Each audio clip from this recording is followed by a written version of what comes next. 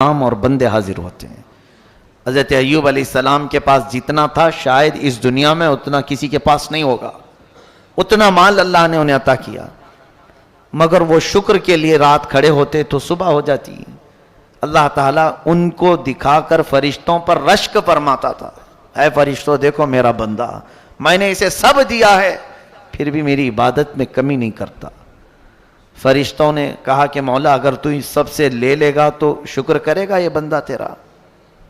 اللہ تبارک و تعالیٰ نے فرمایا اب اسے میں آزمائش میں ڈالتا ہوں۔ تم نے یہ سوال کیا ہے کہ میرے مال ساری چیزیں دینے کی وجہ سے یہ شکر کر رہا ہے، تو حضرت ایوب علیہ السلام کثرت سے الحمدللہ کہا کرتے تھے۔ پھر اللہ تبارک و تعالیٰ نے اچانک آزمائش میں، امتحان میں ایسا ڈالا اس نبی پاک کو کہ آندھیاں چلیں، ایسی آندھیاں چلیں کہ ان کے پورے جانور ایک ساتھ مر گئے، سب چلے گئے۔ ایک بھاری نقصان ہے، یہ کروڑوں کا نقصان جس کا ہو جائے۔ حضرت ایوب علیہ السلام پھر مصلی بچھائے اور رات میں الحمدللہ کی تکرار شروع کرتے ہیں کہ رب العالمین تیرا کروڑا شکر و احسان ہے، اور شکر بجا لاتے رہے، یہاں تک کہ پھر چند دنوں کے بعد بیماریوں کی وبا پھیلی۔ وہ بیماریوں میں ایسا ہوا کہ ان کی اولاد یہ کے بعد دیگرے انتقال کرنا شروع ہو گئی۔ ان کے بیٹے اور بیٹیاں جتنی تھیں تقریباً 100 اولاد ان کی سب انتقال کر گئے۔ ہر بیٹے کے انتقال کے وقت جب آپ کو خبر دی جاتی تو وہ یہی کہتے کہ میرا کچھ بھی نہیں گیا، رب تبارک و تعالیٰ نے دیا تھا اور اس نے واپس لے لیا، مجھے کس چیز کا غم ہے۔ وہ الحمدللہ کہتے رہے، اسی پر قائم رہے۔ ظاہر سی بات ہے اولاد کی محبت، مال کی محبت فطرت میں آ ہی جاتی ہے۔ یہ بہت کٹھن مرحلہ ہوتا ہے کہ صبر کر لے جانا، بولنے کے لیے بڑا آسان ہے، بولنا آسان ہے، عمل کر کے دکھانا یہ بہت کٹھن مرحلہ ہے۔ کسی کی جدائی برداشت کرنا یہ سب کے بس کا کام نہیں۔ اس کے بعد ان کی یہ اہل خانہ سارے جب دنیا سے رخصت ہو گئے، کچھ بھی باقی نہیں تھا سوائے آپ کے ایک چھوٹے سے گھر کے اور آپ کی ایک وفا شعار بیوی حضرت بی بی رحمت، ان کو جمیلہ بھی کہا گیا ہے۔ حضرت بی بی رحمت آپ کے ساتھ رہیں خدمت کرتے ہوئے، باقی کوئی نہیں تھا۔ حضرت ایوب علیہ السلام پھر چند دنوں کے بعد خود آپ کو علالت، بیماری ایسی آئی کہ بخار بڑھتا گیا بڑھتا گیا بڑھتا گیا، اتنا کہ آپ کا جسم بخار سے گل گیا پورا۔ لیکن اس حالت میں بھی آپ بارگاہ رب العزت میں پوری رات کھڑے ہونے کی کوشش کرتے۔ آپ لکڑی کے سہارے، دیوار کے سہارے کھڑے ہوتے تھے اور گر جاتے تھے رات کو عبادت کرتے کرتے۔ پھر ایک وقت ایسا بھی آیا کہ آپ کے جسم میں سب دراڑیں پڑ گئی تھی، گوشت کٹ کٹ کے گرنے لگا، اور جب آپ کو سلایا جاتا پھر اٹھایا جاتا تو آپ کی چمڑی بسترے سے لگ جاتی تھی۔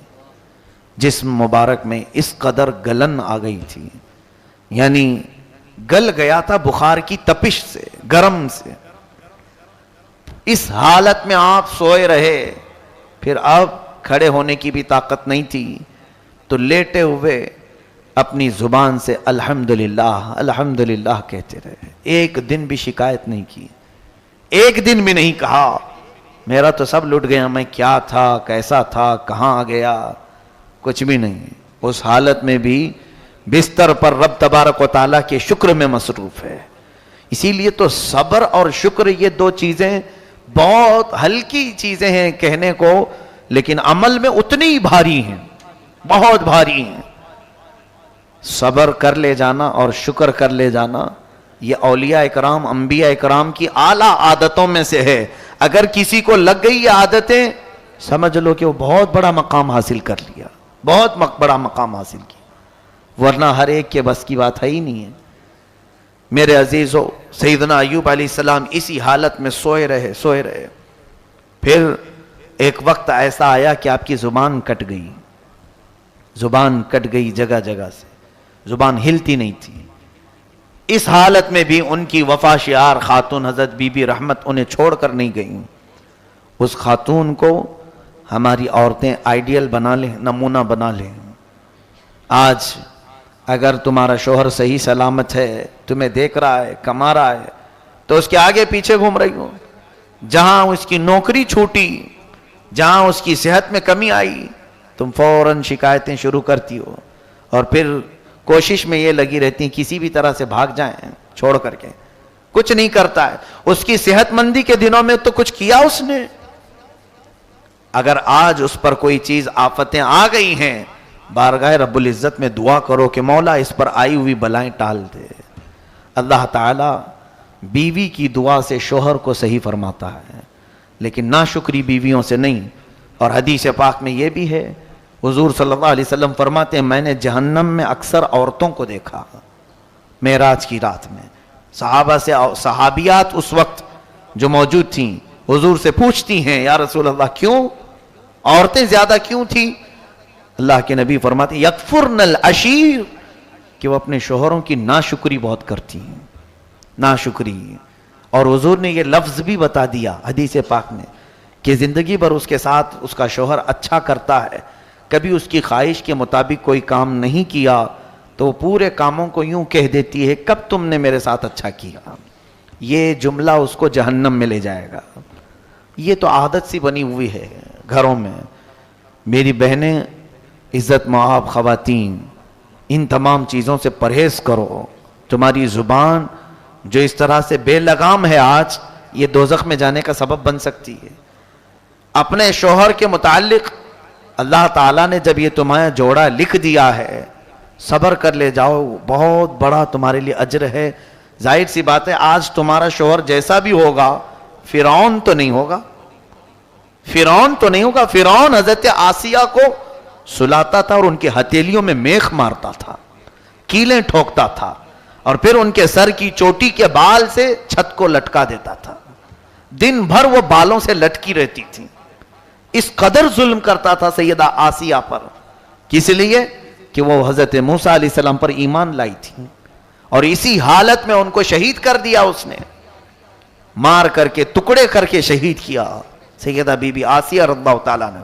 لیکن میرے آقا صلی اللہ علیہ وسلم فرماتے ہیں آسیہ کو میں نے جنت کے سب سے بلند مقام میں دیکھا. اور پھر اتنا ہی نہیں بلکہ حضور صلی اللہ علیہ وسلم فرماتے ہیں میں معراج کی شب جبرائیل کے ساتھ جا رہا تھا، ایک جگہ سے تیز خوشبو آئی. پوچھا جبرائیل یہ کس چیز کی خوشبو ہے؟ عرض کرتے ہیں یا رسول اللہ صلی اللہ علیہ وسلم فرعون کی بیوی آسیہ کی کنگھا کرنے والی جو خاتون تھی اس کے ہاں سے خوشبو آ رہی ہے. اس کے حضرت آسیہ کے بالوں میں جو کنگھا کرنے والی خادمہ تھی یہ اس کی قبر کی خوشبو ہے. پھر حضرت آسیہ کا حال کیا ہوگا؟ صبر کی وجہ سے وہ اجر دیا گیا. بہرحال حضرت بی بی رحمت ایوب علیہ السلام کی نیک وفا شیار خاتون یہ بھی ایسی صابرات تھیں، چھوڑ کر بھاگی نہیں. اس حالت میں بھی اپنے شوہر نامدار کے ساتھ خدمت میں لگی رہیں، خدمت کرتی رہیں. جیسے بھی ہیں آج گوشت کے ٹکڑے کٹ رہے ہیں، ان کے بستر سے چمڑی لگ رہی ہے، لیکن ہے تو یہ اللہ کے نبی ہے میرے شوہر، میں آخری سانس تک ان کے ساتھ رہنے والی ہوں. لیکن علاج کے لیے دوڑ بھاگ بھی کرتی تھی. ایک بار بازار میں ایک حکیم صاحب پکار رہے تھے میرے پاس، ہر چیز کا علاج ہے. یہ دوڑی دوڑی چلی آئیں. پوچھا اپنے شوہر کی بیماریاں سب بتائیں، ایسے ایسے میرے شوہر کی تکلیف ہے، کیا ان کا علاج ہو سکتا ہے تمہارے پاس؟ اس حکیم نے کہا بالکل ہو جائے گا، چٹکی میں علاج کروں گا. در حقیقت وہ ابلیس تھا، شیطان مردود تھا. اس نے یہ جان بوجھ کر کے جال بنایا تھا کہ آخر وقت وہ بہتوں کا ایمان چھین لیتا ہے. کہا اے خاتون تیرے شوہر کا علاج تو میں کر دوں گا، اجرت کیا لوگے؟ کہا اجرت میری کچھ بھی نہیں ہے، معاوضہ بس اتنا کہہ دینا کہ شفا دینے والا تو ہی ہے. وہ مجھے اتنا مان لے کہ میں شفا دینے والا ہوں. عورتوں کو کبھی کبھار محبت میں جب غالب ہوتی ہیں تو کچھ سمجھ میں بھی نہیں آتا ہے. اندھا دھن جیسے آج بھی بچوں کی محبت میں عورتیں بہک جاتی ہیں. ارے کہیں سے تو علاج ہو جائے، میرا بچہ بچ جائے. یہ نہیں ہے ایمان. میرا شوہر بچ جائے، میں کچھ بھی کر لوں، چاہے مندر جانا پڑے، چاہے کہیں مجھے سر ٹیکنا پڑے، میرا بچہ بچ جائے. نہیں، کفر و شرک کر کے اگر تم کسی کو بچا سکتے ہو تو پھر کس خاک کی زندگی جی رہے ہو؟ یہ نہ ایمان ہے نہ اسلام ہے. یہاں تمہاری آزمائش ہے, یہاں تمہارا امتحان ہے. اپنی چاہے سخت بیماری ہو یا اپنے عزیزوں کی, حرام راستہ تم اختیار کر ہی نہیں سکتے, نہ کرو جب تک ہو سکے. بیماری کس نے دی تمہیں؟ اللہ نے. اور شفا کون دے گا؟ اللہ. یہ عقیدہ بس کافی ہے. مجھے جو بیماری پہنچی ہے وہ اللہ کی طرف سے آئی, اور شفا بھی اللہ ہی عطا کرے گا. اس عقیدے پر قائم رہو بس. حضرت بی بی رحمت غلط جگہ پر پہنچ گئی تھی لیکن انجانے میں, اور انہیں اپنے شوہر کی محبت تھی. ان کو خیال بھی نہیں آیا کہ کیا گمراہ کرنے کی بات کیا ہے, کچھ نہیں سوچا انہوں نے. دوڑتی دوڑتی آئی, اپنے شوہر سے کہہ دیا اب آپ کا علاج ہو جائے گا, اب گھبرائیے مت, میں نے اچھا ڈاکٹر تلاش لیا ہے, اچھا حکیم مل گیا ہے. کہا کیا؟ کہاں سے حکیم ملا؟ کہا بازار میں ایک بہت بڑے بزرگ ہیں, اچھے حکیم ہیں. کہا اجرت تم کہاں سے دو گی؟ ہمارے پاس تو کچھ ہے نہیں. کہا نہیں, وہ اجرت بھی نہیں لیں گے. انہوں نے اتنا ہی کہا ہے کہ بیماری صحیح ہونے کے بعد آپ اتنا کہہ دیں کہ شفا دینے والا تو ہے. جلال میں آ گئے ایوب علیہ السلام بیماری کے عالم میں. کہا اے جمیلہ, تم کسی حکیم کے پاس نہیں, ابلیس لعین کے پاس گئی تھی.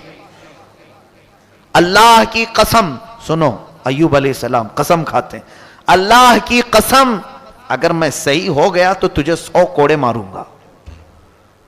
بیماری میں ایک ہی عورت ساتھ رہی ہے, کوئی نہیں ہے. اس کے باوجود یہ ایمان کی اعلیٰ مثال اگر کہیں ملتی ہے تو نبیوں کے دربار میں. انہوں کو کسی سے کوئی پرواہ نہیں ہے کہ یہ چھوڑے گا وہ چھوڑے گا, مجھے کچھ نہیں. مخلوق سے ان کی کوئی پرواہ ہی نہیں ہوتی. وہ نبی اللہ تھے, اللہ کے نبی تھے. ان کا عقیدہ تو اپنے رب کے ساتھ بڑا مضبوط تھا. جاتا ہے کوئی تو جائے, میرا مولا مجھے پرورش کرے گا. بی بی رحمت کو آپ نے قسم کھا کر کے کہا, تب بھی وہ بھاگ کر کے نہیں گئیں. ایک تو بیماری میں تمہارا اچھا کرنے گئی اور الٹا تم مجھے مارنے کی بات کر رہے ہو, اور وہ بھی قسم کھا لیا کہ مجھے 100 کوڑے مارو گے. اگر اس زمانے میں کسی خاتون کو کہہ دیں تو وہ پورا بکھیڑا کھڑا کر دیں, ہمیں کھلا چاہیے, طلاق چاہیے, مجلس بٹھاؤ, میٹنگ بٹھاؤ, بہت سارے معاملات. یہاں پر ایک چیز سیکھنے کو ملتی ہے کہ اگر ایمان میں مرد مضبوط ہو, اپنی عورتوں کے متعلق یہ کہہ دے چاہے ہمارے گھر میں کچھ بھی ہو جائے, غلط راستے کے ذریعے سے کوئی چیز ہمارے گھر نہ پہنچے گی. بس اس پر آپ قائم رہیں, دیکھیں پھر آپ کی اولاد بھی, آپ کا گھرانہ بھی اس طرح سے چلے گا کہ اللہ تبارک و تعالیٰ سارے صالحین آپ کی نسل میں پیدا فرمائے گا. لیکن ہم مجبوریوں کے عالم میں یہ سوچ لیتے ہیں کہیں سے بھی آ رہا ہے چلا لو یار, آج غربت ہے, تنگی ہے, کہیں حرام کا آ رہا ہے چلا لو. بہت سارے لوگوں کے گھر اس طرح سے تباہ و برباد ہو گئے. یاد رکھنا, کبھی تم مالدار تھے, بڑے پیسے والے تھے, جیب میں ہمیشہ مال بھرا رہتا تھا, اچانک ایسی بندش لگ گئی کہ اب کچھ بھی نہیں آتا, خال خال پھر رہے ہیں. ایسے حالت میں تمہارا امتحان چل رہا ہوتا ہے. اب تمہاری بیویاں اگر صابرہ ہوں تو کہیں گی کہ چھوڑو, اچھے دن بھی ہم نے دیکھے ہیں, یہ برے دن بھی ٹل جائیں گے, اللہ تعالیٰ پھر اچھے دن لے آئے گا. لیکن اگر کوئی یہ کہنا شروع کر دے خالی خالی پھر رہے ہو, کیسے چلے گا, جاؤ کہیں سے منہ مار کے لے آؤ. پھر اگر وہ منہ مارنے کی بات آئے تو کسی کو دھوکہ دے, کسی کو ٹوپی پہنائے, کسی کو جھوٹ بولے, کہیں سے سود سے حاصل کرے, چوری سے حاصل کرے, ڈکیتی سے حاصل کرے. مال آیا تو یہاں 2 کی ذمہ داری, اگر بیوی گھر میں لے آئی تو شوہر کی ذمہ داری ہے پوچھے کہ کہاں سے آیا, پوچھے نہیں, ارے کہیں سے تو لے کے آ رہی ہے, کچھ تو کر کے لا رہی ہے, گھر چل رہا ہے نا. اور اگر شوہر لا رہا ہے ایسے تنگ دستی کے دنوں میں تو عورت کی ذمہ داری ہے پوچھے کیا میاں آپ کو کام لگ گیا, حلال ذریعے سے مال آ گیا آپ کے پاس.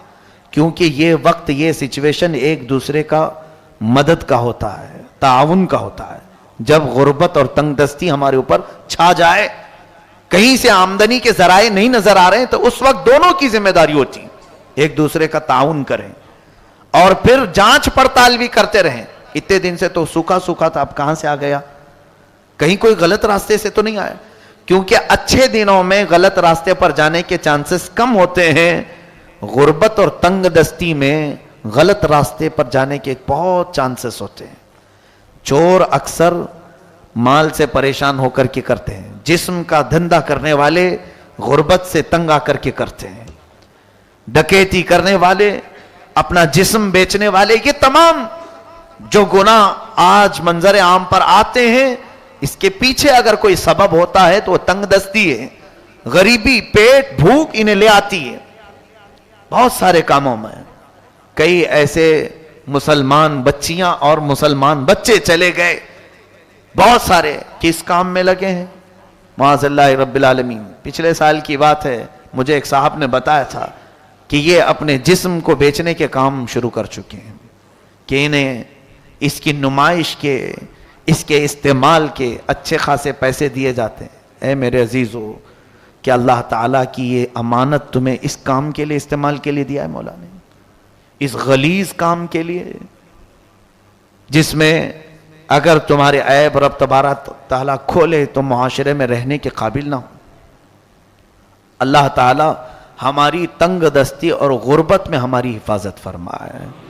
حضرت ایوب علیہ السلام کی خاتون ذرا غلط راستے، غلط حکیم کے پاس چلی گئیں تو آپ کا جوش ایمانی تو دیکھو، قسم کھا لیا کہ اگر میں صحیح ہو گیا تو تجھے کوڑے ماروں گا، 100 کوڑے ماروں گا۔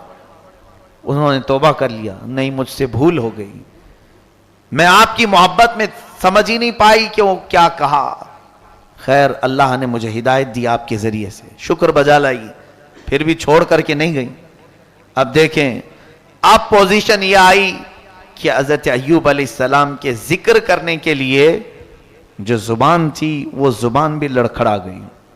زبان میں ایک روایت میں ہے کہ 8 ٹکڑے ہوئے تھے، کٹے ہوئے، بیچ میں سے دراڑیں تھی۔ اب وہ زبان ہل نہیں پا رہی تھی، جو الحمدللہ کی تسبیح ہے۔ اے میرے عزیزو، اتنی بیماری اللہ نے کسی کو دیا آپ میں سے، اس کے باوجود شکایت کی زبان کتنی لمبی ہے ہماری۔ اب حضرت ایوب علیہ السلام کا جملہ سنیں، کہتے ہیں ربی انی مسنی الضر وانت ارحم الراحمین۔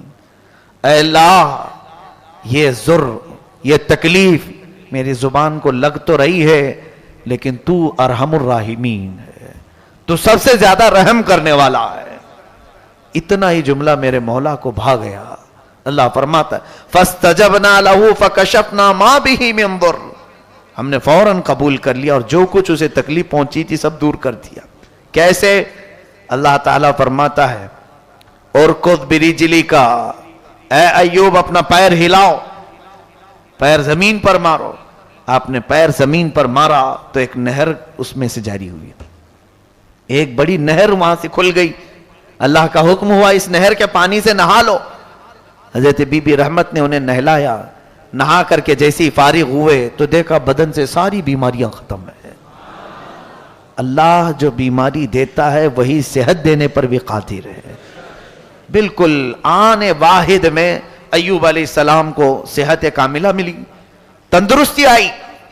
آپ حشاش بشاش طبیعت کے ساتھ تھے، لیکن اللہ تعالیٰ فرماتا ہے اور ایک پیر زمین پر مارو۔ آپ نے دوسرا پیر زمین پر مارا تو اللہ تبارک و تعالیٰ فرماتا ہے آتیناہ اہلہ ومثلہ معہم، ہم نے ایوب کو اس کی پوری اولاد دوبارہ زندہ کر کے دے دی، بلکہ اتنی ہی مال اور ہم نے اسے دے دیا جو پہلے تھا۔ حضرت ایوب علیہ السلام آزمائش میں کامیاب ہو گئے، امتحان میں کامیاب ہوئے۔ اب رب تعالیٰ نے فرشتوں سے فرمایا اے فرشتوں، تم کہتے تھے کہ میں نے اسے مال بہت دیا اس لیے یہ عبادت میں رہتا ہے، کیا تم نے دیکھا اس کو بیماریوں کی اعلیٰ درجے تک میں نے تکلیف دے دی، پھر بھی اس کی زبان لڑکھڑائی نہیں شکایت میں، میرے شکر میں ہی یہ بندہ رات گزارتا رہا۔ حق ادا فرمایا سیدنا ایوب علیہ السلام نے۔ لیکن اب اس کے بعد کی بات دیکھیے، حضرت ایوب علیہ السلام قسم کھائے تھے بیماری میں، اب وہ کوڑا مارنے کے لیے بیٹھ بھی گئے۔ بی بی رحمت کو کہا کہ میں نے قسم کھا لیا۔ قسم کو معمولی مت سمجھیں جو روز مرہ آپ کھا لیتے ہیں۔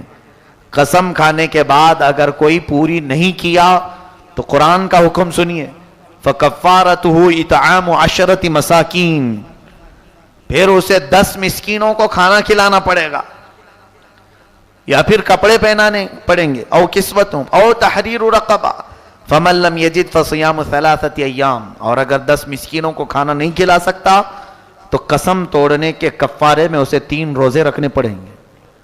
یہاں پتہ نہیں کتنے لوگ صبح سے شام تک ماں کی قسم، باپ کی قسم، اس کی قسم، اس کی قسم، یہ عادت سی ڈال لی ہے۔ اور حدیث پاک کے الفاظ یہ بھی سن لیجئے کہ منافق کی علامت یہ ہے کہ وہ ہر بات پر قسم کھایا کرتا ہے۔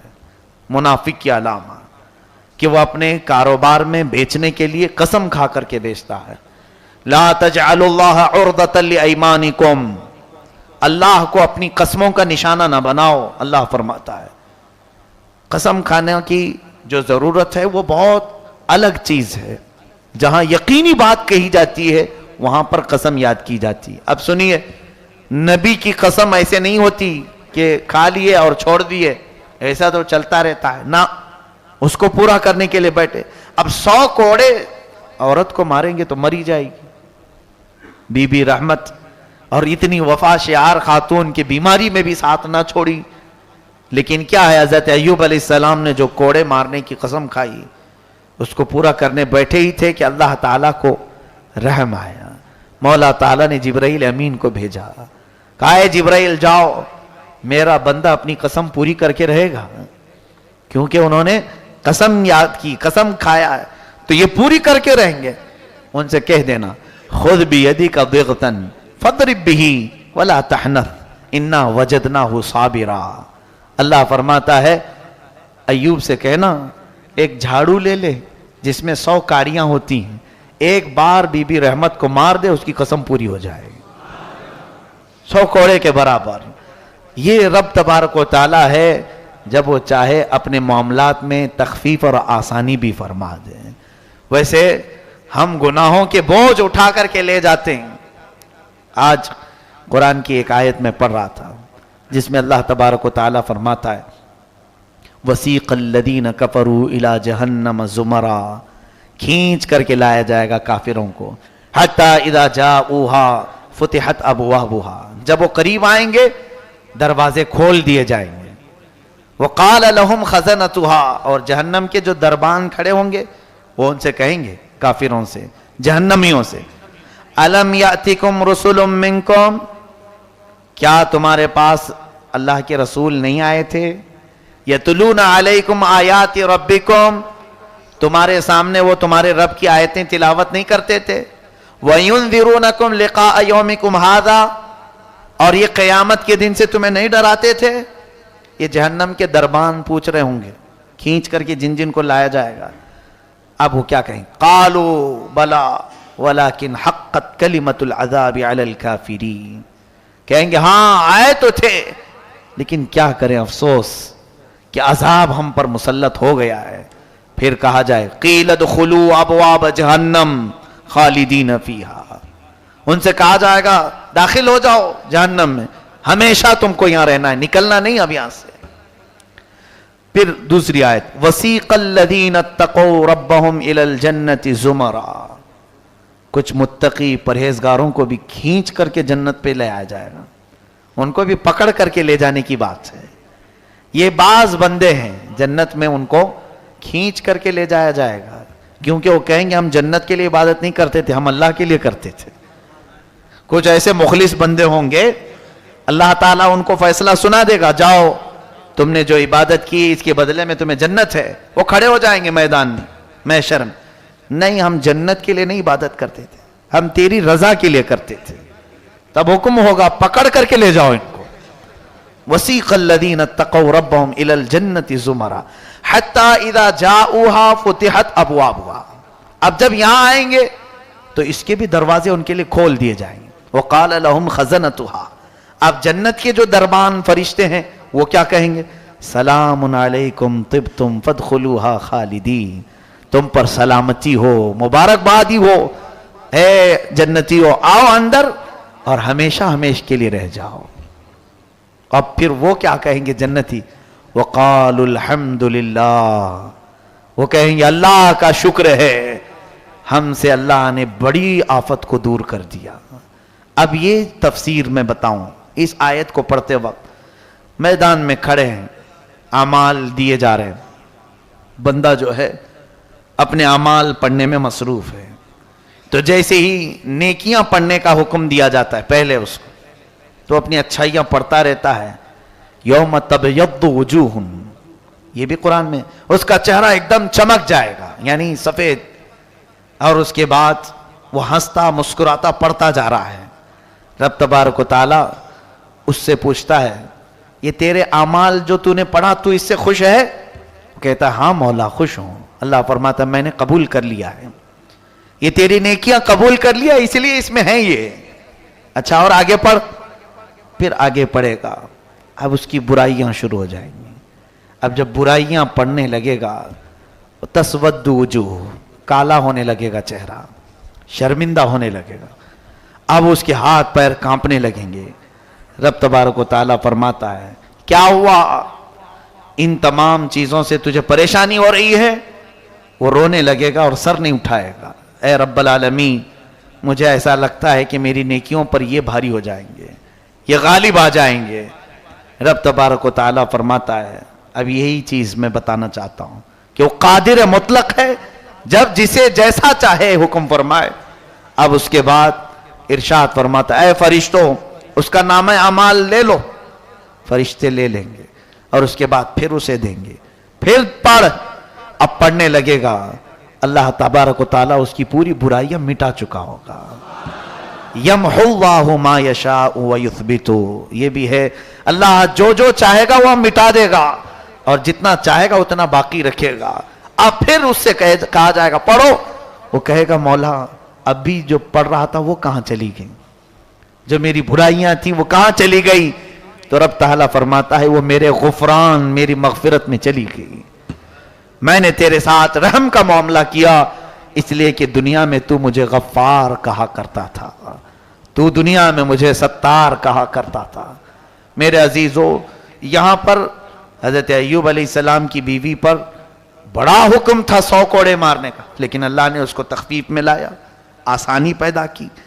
بہرحال آج طاق رات ہے، میرے آقا صلی اللہ علیہ وسلم نے ارشاد فرمایا رمضان المبارک میں حضور پہلے روزے سے اعتکاف میں بیٹھ گئے، 1 سال 10 روزے اعتکاف میں گزرے، پھر 10ویں سے 20ویں تک پھر اعتکاف میں بیٹھے، اس کے بعد 20ویں روزے کے بعد سے اب یہ آخری عشرہ جو ہے پھر اعتکاف میں بیٹھے اور اپنا پردہ ہٹایا حجرے کے پاس۔ ماں عائشہ صدیقہ فرماتی ہیں حضور نے مجھ سے کہا کہ عائشہ اعلان کر دو میں پہلے عشرے میں بھی بیٹھا دوسرے عشرے میں بھی بیٹھا تاکہ شب قدر کو تلاشوں، لیکن اللہ نے مجھے ابھی حکم فرمایا کہ شب قدر رمضان کے آخری عشرے میں رکھی گئی، آخری عشرے میں رکھی گئی۔ حضرت عائشہ نے پوچھا یا رسول اللہ اعلان کر دوں کہ لیلۃ القدر آخری عشرے میں ہے؟ کہا ہاں۔ کہا کون سی راتوں میں وہ ڈھونڈیں؟ حضور فرماتے ہیں 21 23 25 27 29 ان طاق راتوں میں لوگوں سے کہو کہ عبادت کریں، اور جسے لیلۃ القدر مل گئی اس کے اگلے اور پچھلے سب گناہ مولا معاف فرمایا۔ آج بھی امکان ہے، آج بھی لیلۃ القدر ہو سکتی ہے۔ بعض صحابہ کرام نے 21 کو کہا، بعض نے کہا 27 کو۔ 21 اور 23 کا ایک قول ہے، 27 کا بہت سارے صحابہ کا، تابعین کا، اولیاء کرام کا قول ہے، لیکن مخصوص نہیں۔ اور بعض بزرگوں نے یہ فرمایا ہر سال الگ الگ راتوں میں آتی ہے، اس سال 21 میں ہے، اگلے سال 23 میں ہو سکتی ہے۔ اسی لیے ان 5 راتوں کو کم از کم آپ اپنے جانے سے قبل مولا کی بارگاہ میں 2 رکعت یا 4 رکعت نفل لیلۃ القدر کی، شب قدر کی پڑھ کر کے جائیں، جس میں آیت الکرسی اور شب قدر یعنی انا انزلناہ فی لیلۃ القدر، سورہ قدر، یہ تلاوت کر کے کم از کم 2 یا 4 رکعت ہر طاق رات میں پڑھو۔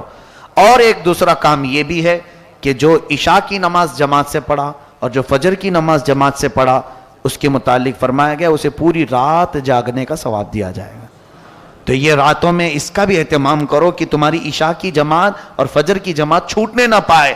کم از کم اللہ تبارک و تعالی اس رات کو یہ 2 جماعتوں سے نماز پڑھنے کی وجہ سے ثواب تو عطا فرمائے گا۔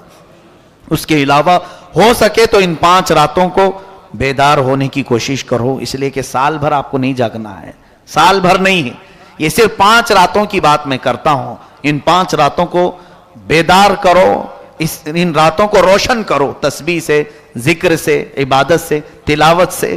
ہو سکتا ہے اچھا، اور ایک آخری بات، حضور صلی اللہ علیہ وسلم نے فرمایا، اس چیز سے مجھے بھی بڑا ڈر لگتا ہے، حضور فرماتے ہیں شب قدر سے وہی محروم رہے گا جس کی قسمت میں اللہ نے محرومی لکھ دی ہے، ورنہ شب قدر مل جائے گی۔ جس کی قسمت پہلے سے محروم لکھی گئی ہو اسے شب قدر نہیں ملتی۔ اے اللہ، اس چیز سے ہمیں خوف ہوتا ہے، اے مولا ہمیں ہماری قسمت میں محرومی نہ لکھ دے، ہمیں لیلۃ القدر نصیب فرما دے۔ اے رب قدیر، قرآن کی آیات بینات پر ہم سب کو عمل کی توفیق عطا فرما۔ وآخر دعوانا ان الحمد للہ رب العالمین۔ السلام علیکم۔